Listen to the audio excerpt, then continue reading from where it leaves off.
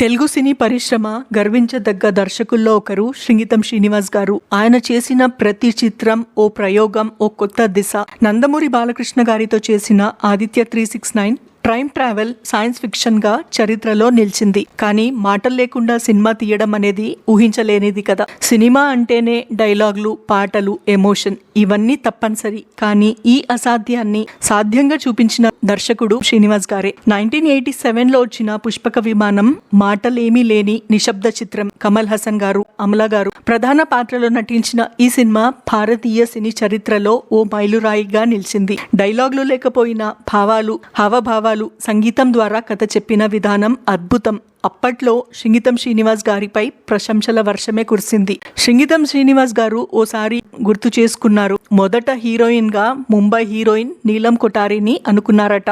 ఆమె అంగీకరించింది. కానీ హెయిర్ స్టైలిష్, కాస్ట్యూమ్ డిజైనర్ తనతో రావాలని షరతు పెట్టిందట. తాను నవ్వుతూ ఇది సాధారణ సినిమా కాదు, ఒక ప్రయోగం అని చెప్పారట. దాంతో ఆమె ప్రాజెక్ట్ నుండి తప్పుకున్నారు. తర్వాత బాలీవుడ్ దర్శకులైన రమేష్ సిప్పి ఒక సలహా ఇచ్చారట. ఒక అమ్మాయి ఉంది, చాలా అందంగా ఉంటుంది. కానీ ఆమె చేసిన 5 సినిమాల్లో ఒక్కటి కూడా థియేటర్లకు రాలేదు. ఒక్క మాటలో చెప్పాలంటే ఐరన్ లెగ్. మీకు సెంటిమెంట్లు లేకపోతే ఆమెను తీసుకోండి. ఆమె పేరు మాధురి దీక్షిత్. మాధురి అడ్రస్ కనుక్కోవడమే పెద్ద కష్టమయ్యిందట. ఎట్టకేళ్లకు ఆమె పిఏని కలిస్తే మా హీరోయిన్ డైలాగ్ లేని సినిమాలు చెయ్యదు అని చెప్పి పంపించేశాడట. కొద్ది రోజుల తర్వాత ఒక అవార్డ్ కార్యక్రమంలో శ్రీంగితం శ్రీనివాస్ గారిని సన్మానం జరుగుతుండగా అక్కడ అమల హాజరయ్యారట.